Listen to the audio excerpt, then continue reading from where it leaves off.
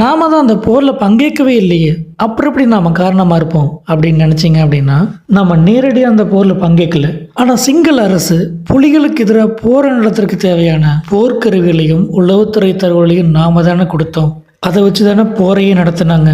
அதில் தானே முள்ளிவாய்க்கால் படுகொலையும் நடத்தினாங்க. அப்போ ஒரு வகையில் நாமளும் இதுக்கு காரணம் தானே.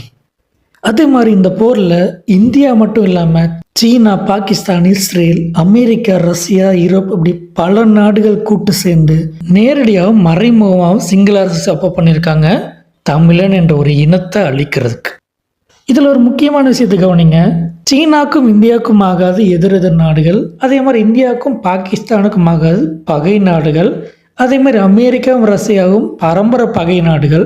இப்படி ஒருத்தருக்கு ஒருத்தர் எதிரி நாடுகள் இருக்க நீங்கள் எப்படா எங்களை அழிக்கணும்னா மட்டும் ஒன்றா சேர்ந்து வர்றீங்க? இப்படி கேள்வி கேட்கணும்னு தோணுதா இல்லையா?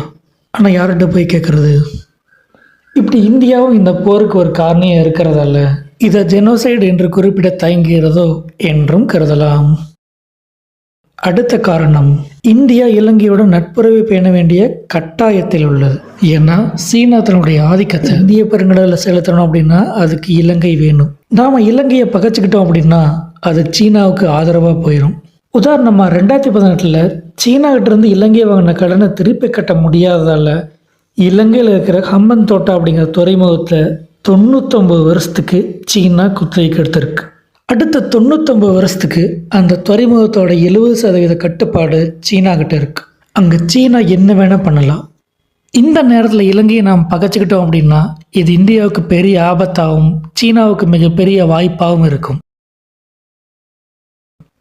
இதை ஜெனோசைடாக அங்கீகரிக்கிறதுக்காக நாம் ஐநா சபையில் இதை போய் நம்ம வாதிடுறோம் அப்படின்னா இந்த போரில் நேரடியாகவும் மறைமுகமாகவும் சம்பந்தப்பட்ட நாடுகள் அனைத்துமே விசாரணைக்குள்ளாகும். இதனால் நம்முடைய நெருங்கிய நட்பு நாடான ரஷ்யா, யூரோப்பா, அமெரிக்கா உட்பட்ட நாடுகளுக்கு இடையான நட்பு பகையாக மாறக்கூடும்.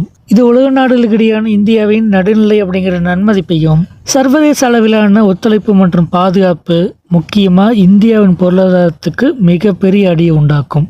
ஏற்கனவே ஈரான் இஸ்ரேல் போர் உள்ளிட்ட காரணங்களால் இந்திய பொருளாதாரம் வலுவிழந்துட்டு வருது. இதை உறுதிப்படுத்தும் விதமாக தான் அடுத்த ஒரு வருஷத்துக்கு தங்கத்தை அதிகமாக யாரும் வாங்காதீங்க, பெட்ரோலை சிக்கனமாக பயன்படுத்துங்க உள்ளிட்ட வேண்டுகோள் இல்லாமல் விடுக்கிறாங்க.